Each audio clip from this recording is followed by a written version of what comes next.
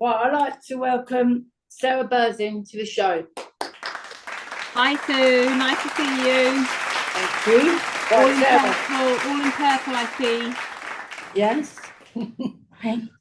Right, I've got a question for you.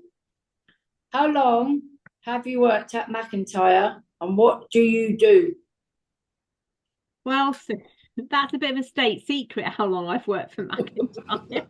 30. Oh, yeah, long time. Few decades. I started my very long journey with MacIntyre as a project manager in Leicester.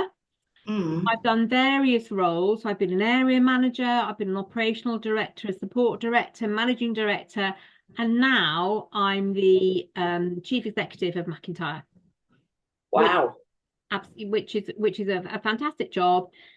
And I think that there's lots of people, and you'll know most of them, Sue, who have worked in MacIntyre, maybe not quite as long as me, or there's a couple that have worked as long as me, who have got a similar story where they've started in one job and they've moved on to lots of other Yeah. jobs. And when I get asked this question, I sort of have a couple of reflections really. One is Mm.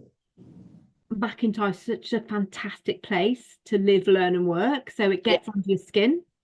So Mm. once you're here, you never want to go, would be my first reflection.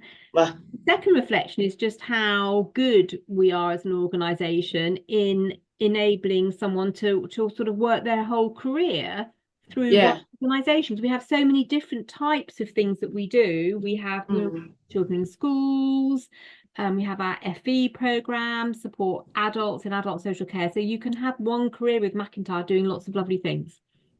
Okay. Thanks, Sarah. Right, this one. Tell us about the DNA and how it came about. Every organisation has a way of doing things. Mm. And the way that we do things is underpinned by a set of principles, expected behaviours, and sometimes we Mm. call that a shared value base. It's the thing that makes us different to other organisations. We use the term DNA because I think people, when they hear the word DNA, think about something that is integral to you, something that makes you very, very different. It is very, very unique to you. So what's unique to MacIntyre is our DNA.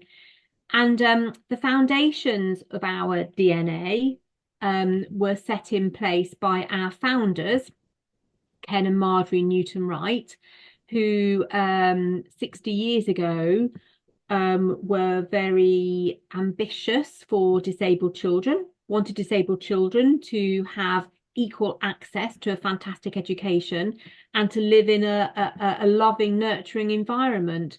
And that essence of MacIntyre was sort of grown then 60 years ago.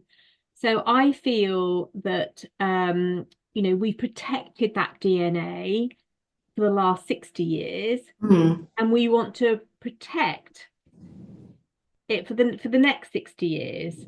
So in order to protect something that can be a little bit sort of fluffy, a little bit hard to explain, we thought, well, actually, if Mm. we can really, really pinpoint on one sheet of paper, how do we describe and how do we break down our DNA? That would Mm. be really, really helpful for everybody who draws on our support, everyone who attends our schools, everybody who we employ, to be really, really clear about the essence of MacIntyre. And our vision is for all people with a learning disability to live a life that makes sense to them. Yeah. We then have a purpose. So, well, actually, what does it all mean? What's it all for? And our purpose is that people who draw on MacIntyre support have gloriously ordinary lives, living the life they choose, using their gifts, skills, and talents, to contribute and connect to people in their local neighbourhood. MacIntyre invests in and helps shape neighbourhoods to be inclusive and welcoming spaces for everyone. So Yeah. that's our purpose. Yes. And then we have a set of principles. So the things that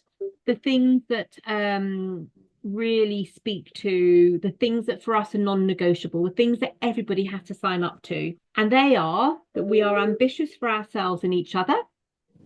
Everyone has a voice and is listened to. Yeah. We keep on learning. We want equality.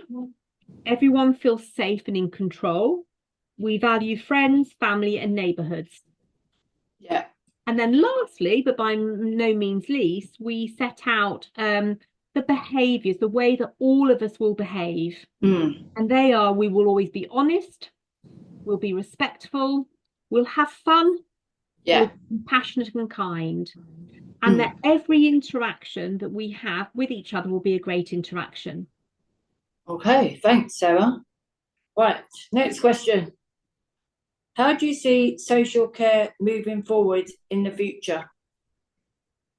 Great question. There's quite a lot of negativity about social care at the moment, and I stop myself and I urge all of us not to go down that negative road, really, Sue, because I think we have to be far more ambitious, and we have to be really, really hopeful about the future of social care.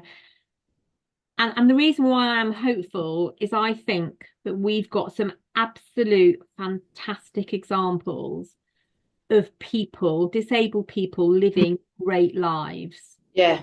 So what we have to do is we have to help people who may draw on social care in the future, people who may want to come and work with us, and politicians and policymakers really, really share that ambition, and to really understand and see examples of people living great lives, people living lives that make sense to them, people living lives that include making a contribution to their local neighborhood, living with people who you love, having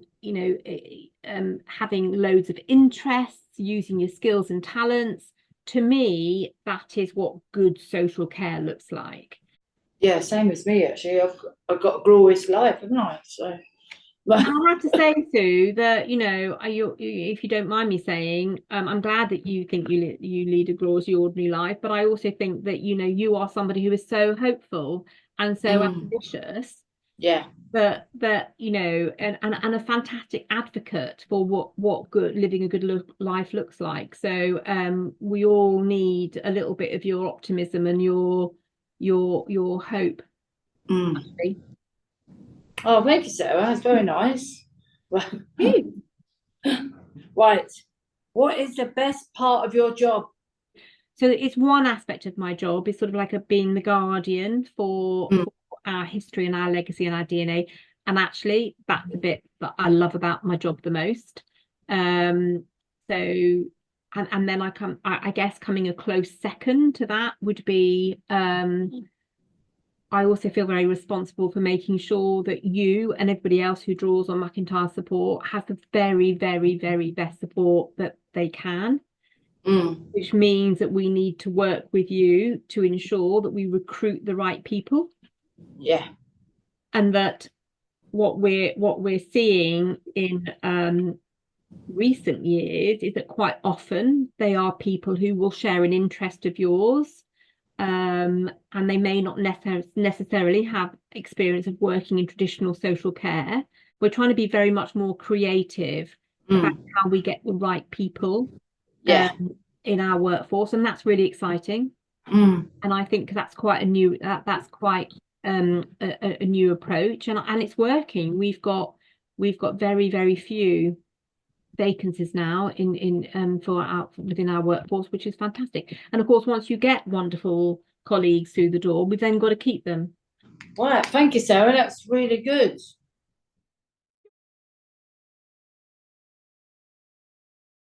Right, so I'd like to thank you for coming on the Sui-Ling Show.